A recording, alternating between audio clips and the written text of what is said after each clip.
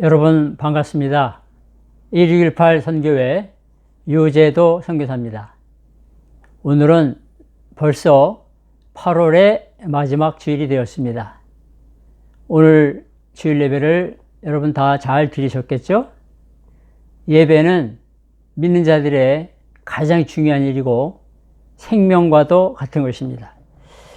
오늘 제목은요, 지난번에 이어서 예수님의 그림 같은 표현법, 그것을 배우는 것입니다. 그걸 오늘은 수사적인 표현법, 이렇게 같은 뜻인데 좀 바꿔봤습니다. 여러분, 예수님께서 그림 같은 수사법을 모두 몇 개 쓰셨다고 그랬죠? 20개죠. 근데 지난번에 12개를 배웠고 오늘은 나머지 8개를 배우겠습니다. 자, 예수님께서 이제 갈릴리 주변에서 쭉 주님께서 사역을 하셨습니다. 그리고 이제 13장을 마태복음 13장을 읽어보면 주님께서 13장 한 장에서 천국 비유를 말씀하셨는데 7가지 비유를 말씀하셨습니다. 그리고 나서 주님께서 이제 갈릴리 전도를 끝내십니다. 그리고서 주님의 고향이라고 불려지는, 사실은 고향, 태어난 곳인데 주님의 고향 그냥 나사렛이라고 부릅니다. 나사렛으로 가셔서 주님께서 나사렛에 있는 회당에서 가르치셨습니다. 보세요. 고향으로 돌아가서 그들의 회상에서 가르치시니 그들이 놀라 이르되 이 사람의 지혜와 이런 능력이 어디서 나느냐? 아주 사람들이 깜짝 놀라는 거예요. 그러면서 아니, 이 사람은 그 목수, 이 동네 그 목수의 아들이 아니냐? 또 더 읽어보면요, 성경을요. 어머니가 마리아고 형제들이 넷이 있는데 야고보, 요셉, 시몬, 유다라 하지 않느냐? 또 여동생들로 둘이 있는 것으로 복음서에는 나와 있습니다. 여러분, 한번 그 모습을 상상해 보시면서 이 슬라이드를 보시기 바랍니다. 바로 여기가 회당입니다. 예수님께서 이런 회당에서 말씀을 전하실 때 사람들이 깜짝 놀랐습니다. 뭐 여러 가지 이유 중에 하나가 주님의 표현법, 주님의 그 수사법이 아주 놀라운 수사법이었기 때문에 그랬습니다. 그래서 지난 시간에 그 예수님의 그림 같은 표현법, 또 다른 말로 수사법에 대해서 우리가 지난번에 12가지를 배웠고요. 오늘은 나머지 8가지를 배우도록 하겠습니다. 오늘 그 8가지 중에서 첫 번째는 유머입니다. 영어로 휴머라 그러죠. 여러분, 저도 그런 생각을 했었지만요. 예수님은 분명히 우셨다고 하는 것을 복음서에서 기록을 했고, 또 주님께서 아주 심각하게 또 엄숙하게 말씀을 전하신 것은 우리가 알고 있지만 예수님이 유머가 있어? 이런 건 우리가 잘 생각해 본 적이 없는 것 같습니다. 그런데 복음서에 놀랍게도 예수님의 유머가 많이 나옵니다. 그래서 유머라는 게 뭔가, 여기 정의를 보면 모순된 것, 역설적인 것, 이치에 맞지 않는 것, 혹은 얼토당토하는 것을 말함으로써 듣는 사람들이 미소를 짓거나 또는 깔깔대고 또는 하하하 웃게 되는 것입니다. 여러분, 한번 그 실예를 찾아보겠습니다. 마태복음 6장 2절에 자신들의 자선을 알리기 위해서 나팔을 불어대는 바리새인들의 모습. 예수님께서 말씀하셨죠. 구제할 때 외식하는 자가 바리새인들을 가리킵니다. 사람 앞에서 영광을 받으려고 회당과 거리에서 하는 것 같이 너희 앞에 나팔을 불지 말라. 진실로 너에게 이르노니 그들은 자기 상을 이미 받았느니라. 여러분, 이게 왜 유머스럽습니까? 여러분, 바리새인들이 사람 앞에서 나팔을 분다고 생각해 보세요. 웃음이 나오지 않습니까? 또 커다란 나무 기둥이 사람의 눈에 박혀 있는 것, 이것도 유머라는 것입니다. 마태복음 7장 3절에 보면 어찌하여 형제의 눈 속에 있는 티는 보고 내 눈 속에 있는 들보는 깨닫지 못하느냐. 들보가 집을 지을 때 가장 큰 가로지르는 통나무입니다. 여러분, 눈 안에 이런 커다란 나무가 들어가 있다고 표현하는 것이 얼마나 우습습니까? 이거는 예수님의 유머스러운 표현법입니다. 또 그 다음에 중요한 건요, 이 낙타가 얼마나 큽니까? 낙타가 바늘귀를 통하여 들어가는 것, 조그만 바늘귀를 통해 들어간다고 말입니다. 예수님께서 마태복음 19장 24절에서 말씀하시기를 다시 너에게 말하노니 낙타가 바늘귀로 들어가는 것이 부자가 하나님의 나라에 들어가는 것보다 쉬우리라. 여러분, 낙타가 바늘귀로 들어가는 거 생각해 보세요. 얼마나 우습습니까? 이게 예수님의 유머스러운 표현이라는 것입니다. 이 밖에도 많이 있습니다. 누군가가 진주를 돼지에게 던지는 것, 그런 일이 있을 수가 없죠. 그러니까 이게 유머스러운 표현입니다. 또 자식에게 떡 대신 돌을 주고 생선 대신 뱀을 주며 알 대신 전갈을 준다. 이런 것도 유머스러운 표현이라는 것입니다. 하나만 예를 더 들어보면요, 성경에 이런 표현이 복음서에도 나오고 특별히 요한계시록에서 여러 번 나오고 있죠. 예수님께서 하신 말씀입니다. 귀 있는 자는 들을지어다. 여러분, 이게 놀라운 유머인 겁니다. 사람은 다 누구나 이렇게 귀를 두 개 갖고 있죠. 근데 귀 있는 자가 들으라는 것이죠. 이거는 모든 사람이 귀가 있는데 귀 있는 자가 들으라? 아주 유머스러운 표현인 것입니다. 이런 표현을 예수님께서 쓰셨습니다. 그래서 이런 유머스러운 표현을 통해서 예수님의 말씀을 오래 기억하게 하고 또 예수님의 그런 야단이나 또 질책이나 비판은 기억에 남게 하는 것입니다. 그 다음에 또 수수께끼 표현법이 있습니다. 영어로 애니그마라고 하는 것입니다. 여러분, 훌륭하고 좋은 선생님은 학생들이 알아야 될 것을 항상 다 말해주는 것 대신에 가끔씩은 그들이 생각하도록 수수께끼 같은 말을 하는 것도 필요합니다. 예수님께서 때때로 의도적으로 학습을 증진시키기 위해서 아주 수수께끼 같은 좀 이해할 수가 없는 좀 모호한 말씀을 하신 것입니다. 여러분, 예를 한번 들어보겠습니다. 예수께서 대답하여 이르시되 너희가 이 성전을 헐라 내가 사흘 동안에 일으키리라. 요한복음 2장 19절에 나옵니다. 여러분, 언제 예수님께서 이 말씀을 하셨을까요? 예수님께서 예루살렘에 올라가셔서 성전을 이제 깨끗하게 청결하게 하셨습니다. 예배 드리는 데 관심이 없고 거기서 장사하고 이득을 얻고 유익을 얻는 얻으려고 하는 사람들이 가득한 그곳을 다 청소하시고 나니까 그 안에 있던 유대인들이 화가 나겠습니까? 안 나겠습니까? 화가 났죠. 그래갖고 예수님 앞에 다가와서 화난 얼굴로 너는 도대체 누군데 이런 일을 하느냐? 응? 내가 무슨 표적을 우리에게 보여주겠느냐? 내가 누군지 좀 알려라. 그렇게 얘기했을 때 예수님께서 하신 말씀이에요. 수수께끼 같죠? 우리는 다 알고 있습니다. 예. 예수께서 대답하여 이르시되 너희가 이 성전을 헐라. 이 성전은 여기서 눈에 보이는 예루살렘 성전이 아니라 예수님의 몸을 가리키는 거예요. 사흘 동안에 내가 일으키리라. 예수님께서 죽으시지만 3일 만에 다시 살아나신다는 진리를 수수께끼 같은 말로 표현하신 거예요.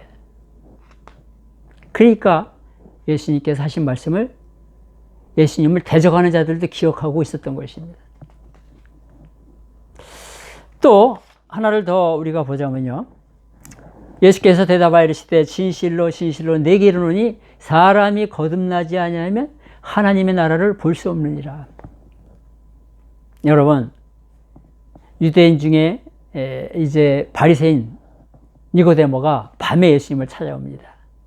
찾아와가지고 예수님을 선생님이라고 부르면서 예수님께서 그동안 하신 일은 하나님이 함께 하셔서 된 일입니다. 이렇게 아주 예수님 앞에 아주 기분 좋은 그런 칭찬과 같은 말을 했습니다. 그럴 때 예수님께서 바로 이어서 하신 말씀이 아마 손가락을 이렇게 가리키셨을 거예요. 예수께서 대답하여 이르시되 진실로 진실로 내게 이르노니 사람이 거듭나지 아니하면 하나님 나라를 볼 수 없느니라. 여러분, 이거 이해가 쉽게 되겠어요? 수수께끼 같은 말씀이죠. 그러나 우리는 성경 전체를 통해서 이 말씀을 이해합니다. 예수님을 구주로 영접하고 다시 태어나는 것, 중생하여야만 천국의 백성이 된다는 것이죠.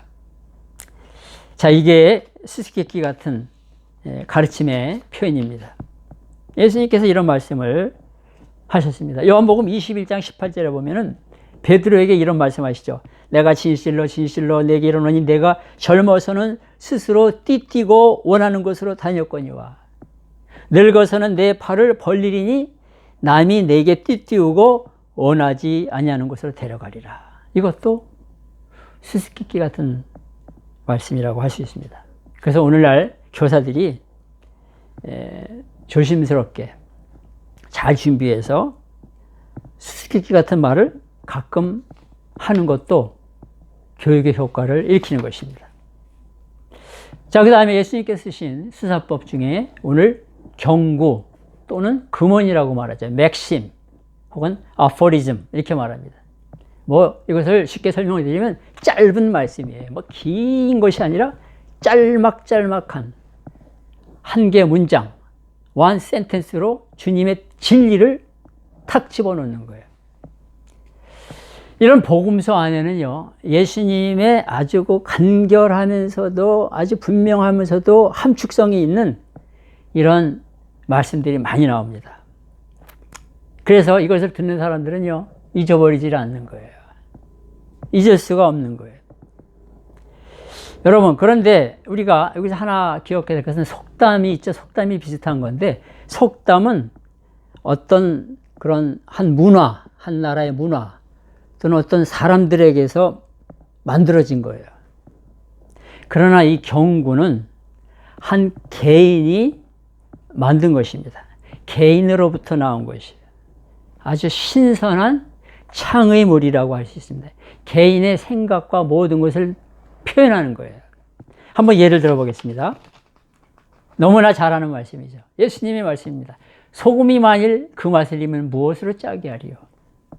이거 듣고 잊어버릴 수가 있겠습니까? 그냥 탁 머리에 와서 박히는 겁니다. 이렇게 짤막한 주님의 진리를 전하는 말씀이 경구입니다. 또 마태복음 5장 14절에 산 위에 있는 동네가 숨기우지 못할 것이요. 이것이 짧은 경구입니다. 누가 이 말씀을 잊어버리겠어요? 또 이런 말들이 많이 나옵니다. 너희 중에 누가 염려함으로 그 키를 한 자라도 더할 수 있느냐? 마태복음 6장 27절.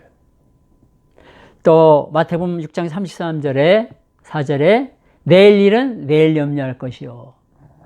한날 괴로움은 그날에 족하리라. 저의 제일 큰 형님이 1975년대 미국으로 이제 이민을 가셨습니다. 그때 제가 한국에 아직 있을 때 저에게 짤막한 엽서 보낸 것을 제가 지금도 기억합니다.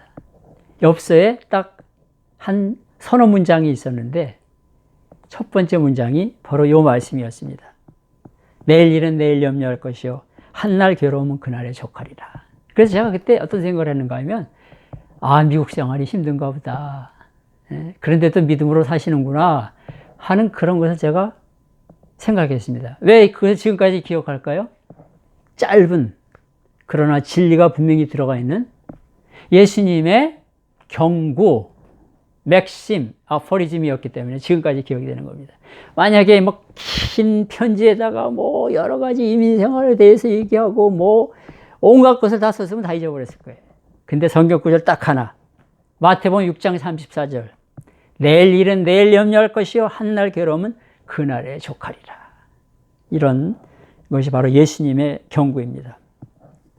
또 마태복음 6장 21절을 보세요. 내 보물 있는 그곳에는 내 마음도 있느니라. 아주 100% 맞는 말씀이죠. 또 마태복음 7장 2절 너희의 비판하는 그 비판으로 너희가 비판을 받을 것이요.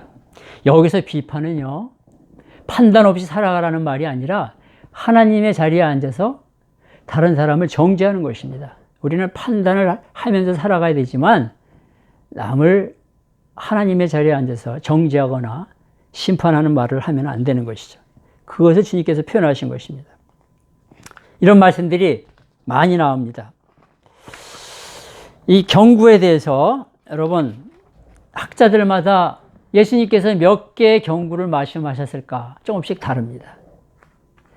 크로산이라는 학자는 예수님은 복음서에 133개를 경구를 말씀하셨다 그렇게 말했고요. 또 학자들마다 조금씩 차이가 있는데 이 로이 주크라는 학자는 한 60개 정도를 말합니다.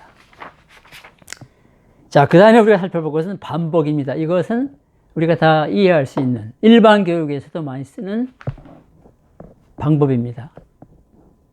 repetition이라고 말하죠. 어떤 것들은 반복해서 가르쳐야 할 가치가 있습니다. 여러분, 부모들도 자녀들에게 중요한 말은 자주 하죠. 어렸을 때 너 공부 열심히 해라. 반복해서 말하죠. 예? 또 이제 거짓말 하지 마라. 이런 거 반복해서 말하잖아요. 예수님도 그 가르치심에 있어서 반복을 쓰셨습니다. 한번 살펴보겠습니다. 예수님은 이 산상 설교 가운데서 첫 부분에 나오는 팔복 설교를 하실 때 어떠한 사람이 복이 있다고 하는 표현을 9번, 팔복을 말씀하시면서 9번이나 말씀하셨습니다.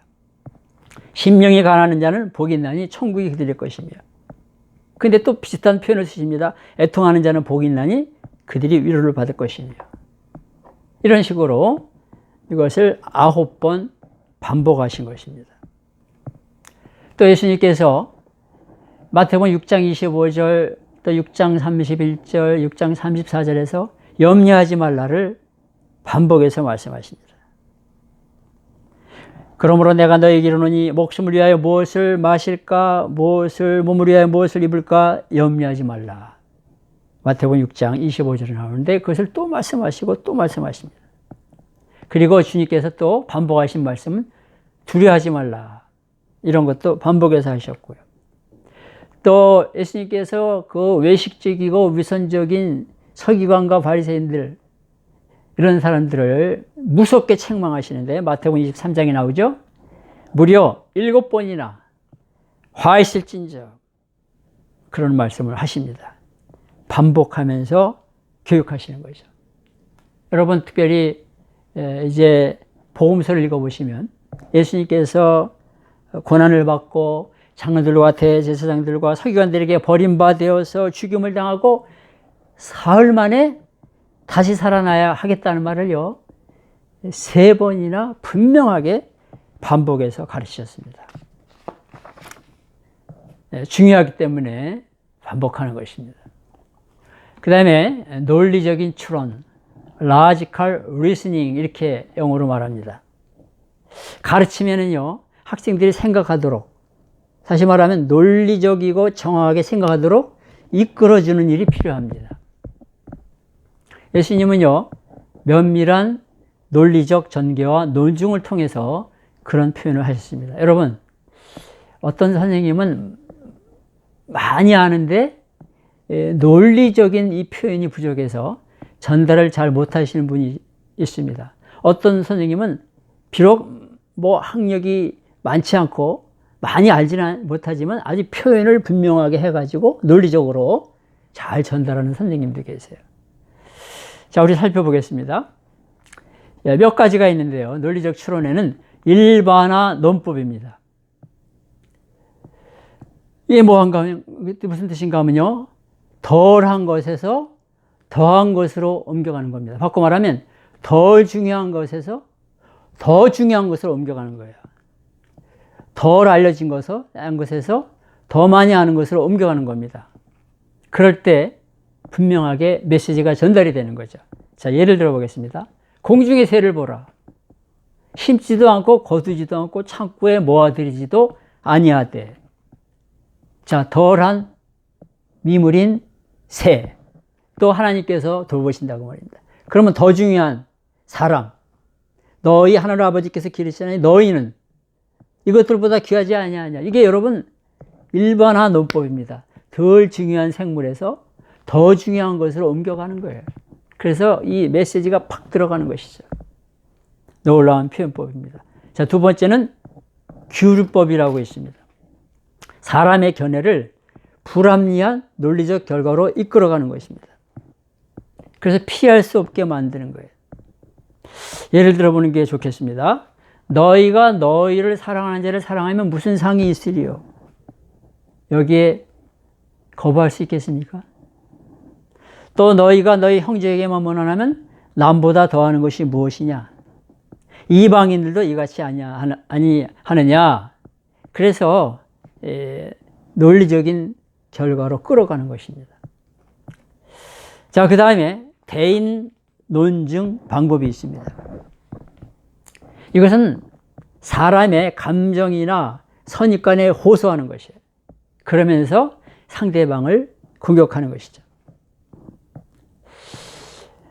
분명한 예가 있는데요. 바로 이런 예입니다. 여러분, 그들이 묻기를 맞이 아니하는지라. 서기관과 바리새인들이 예수님을 시험하려고 이 간음 중에 있던 여인을 잡아왔습니다. 얼마나 이 부끄러운 참 한 인생에게 있어서 그런 일입니까? 근데 예수님께서 가르치고 계셨는데 이렇게 그 여인을 잡아와서 이제 수많은 사람들이 몰려들었는데 그들이 이 여인을 놓고 예수님께 말합니다. 이 여인을 법에 따라서 돌로 쳐서 죽게 해야 됩니까? 아니면 용서해 줘야 됩니까? 진퇴양난이에요. 그럴 때 예수님께서 이것을 데리고 온 그 서기관과 바리새인들 그리고 사람들의 이제 그들의 감정, 그들의 선입관에 호소하신 거죠. 말씀하신 것입니다. 너희 중에 죄 없는 자가 먼저 돌로 치라. 그래서 그들이 이제 자기 죄를 깨닫도록 하면서 문제를 해결하고 주님께서 메시지를 주고 계시는 거예요. 배직률 논법이 있습니다. 이것은 두 개의 정반대되는 것만이 존재함을 보여주는 것이죠. 그래서 그 중에 하나를 선택해야 되는 거예요. 자, 예를 들면 분명합니다. 요한의 세례가 어디로부터 왔느냐? 하늘로부터냐? 사람으로부터냐? 자, 이런 두 가지 성반대되는 질문을 던지면서 하나를 선택하게 되는 그런 것입니다. 여러분, 이제 어느 쪽으로 대답하든지 곤궁에 처하게 되는 것이죠. 그래서 예수님을 곤궁에 처하게 만들려고 했지만 예수님은 그것을 이런 배직률 논법을 쓰셔가지고 오히려 그들을 곤궁에 빠지게 만드신 것입니다. 그 다음에 못은 불가 논법입니다. 이거는 그렇다 혹은 아니다라는 양자택일을 강요함으로써 상대방이 자신의 견해를 받아들이도록 요구하는 것입니다. 자, 설명은 조금 어려워도 예를 들면 어렵지 않습니다. 누가복음 15장 4절에 너희 중에 어떤 사람이 양 100마리가 있는데 그 중에 한 마리를 잃으면 99마리를 들에 두고 그 잃은 것을 찾아내기까지 찾아다니지 아니하겠느냐. 여러분, 분명한 이것은 다른 선택의 여지가 없습니다. 예라고 할 수밖에 없는 질문을 주님께서 쓰신 것입니다. 마지막으로요, 유추법이 있습니다. 예수님은 이미 받아들여진 사실로부터 그와 비슷한 또 다른 새로운 진리를 받아들일 수 있도록 끌어내는 것입니다. 인도하는 것입니다. 이것도 아주 쉽습니다. 요나가 밤낮 사흘 동안 큰 물고기 뱃속에 있었던 것 같이, 예, 이것은 아주 유대인들이 너무 잘 알고 있던 구약의 말씀이죠. 거기서부터 주님께서 그들을 끌어오는 겁니다. 인자도, 예수님도 밤낮 사흘 동안 땅속에 있으리라. 그래서 친숙한 사실로부터 비슷한 새로운 진리를 받아들이도록 하는 것입니다. 자, 크게 6번째로요. 예수님께 쓰신 수사법 중에 대조라고 있습니다. contrast. 이것도 아주 우리가 잘 알 수 있는 겁니다. 어떤 대상에 반대되는 것에 주의를 집중시킴으로써 그 대상의 특성을 뚜렷하게 알 수 있게 하는 것입니다. 밤과 낮, 대조적이면서 분명하게 표현이 되죠. 조그만 쥐와 커다란 흙길이, 깨끗하고 더러운 것, 선과 악, 아름다움과 추함, 가난과 부유, 건강과 질병, 뜨거움과 차가움, 어는 것과 녹는 것, 밝음과 어둠. 성경에 이런 표현들이 이제 비슷한 표현들이 나옵니다. 어떤 겁니까? 보물을, 이게 마태복음 6장과 7장에 다 나오는 것입니다. 보물을 땅에 쌓아두는 일과 하늘에 쌓아두는 일, 대조적인 것을 말하면서 분명하게 하나님의 주님의 뜻을 전하는 것이죠. 물질의 마음을 빼앗기는 일과 하나님을 신뢰하는 일, 대수적이죠. 좁은 문으로 들어가는 사람이 있고 넓은 문으로 가는 사람이 있고, 반석에 집을 짓는 것과 모래 위에 집을 짓는 것, 이렇게 대조적인 것을 붙여서 말함으로써 진리를 분명하게 전하는 것입니다. 미련한 5 처녀와 슬기로운 5 처녀, 또 양과 염소의 비유, 뭐 이런 게 다 그런 뜻입니다.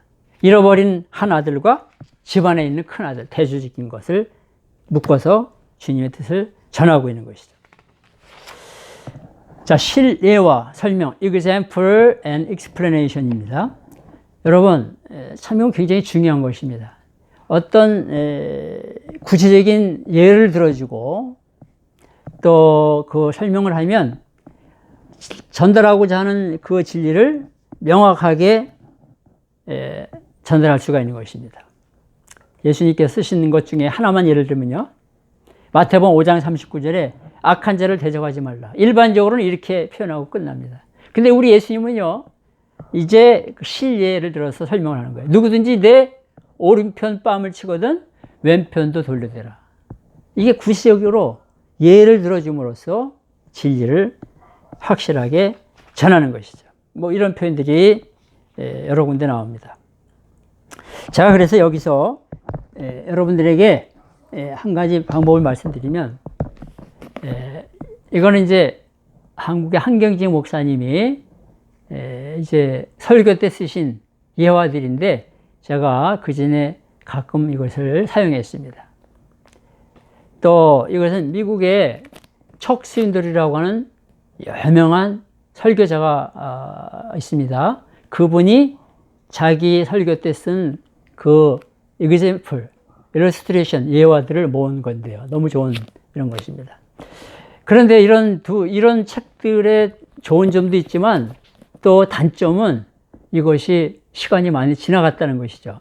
그래서 여러분들 이런 우리 예수님의 교육 방법을 따르기 위해서 또 이것은 무엇인가 하면요, 이제 좋은 기사가, 좋은 이런 예화 이런 것들이 뭐 잡지라든가 신문이라든가 여러 가지 아티클 이런 데서 발견이 되면 그때 스크랩을 해놓는 거예요. 제가 이제 올해 들어서 이런 거를 한 2권 스크랩을 만들었는데요. 이렇게 이제 여러 가지 기사를 읽다가 좋은 내용들을 붙여놓는 거죠. 뭐 이거는 요즘에 그 코로나 바이러스로 사람들이 우울하죠. 그래서 coping with depression during the pandemic. 이게 이런 걸 모아두면요, 좋은 예화가 되고 또 잘 사용할 수가 있게 되는 것입니다. 마지막으로 예수님께서 쓰신 수사법 중에서 시가 있습니다. 예수님은 말씀 가운데 시적 표현을 사용하심으로써 가르침을 더 실감나게 하신 것입니다.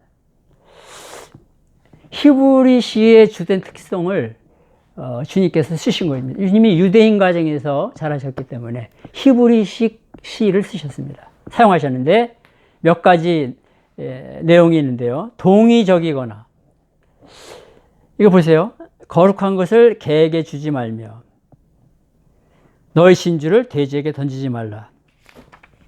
비슷하면서도 조금 다르죠? 이런 시적 표현을 쓰셨습니다.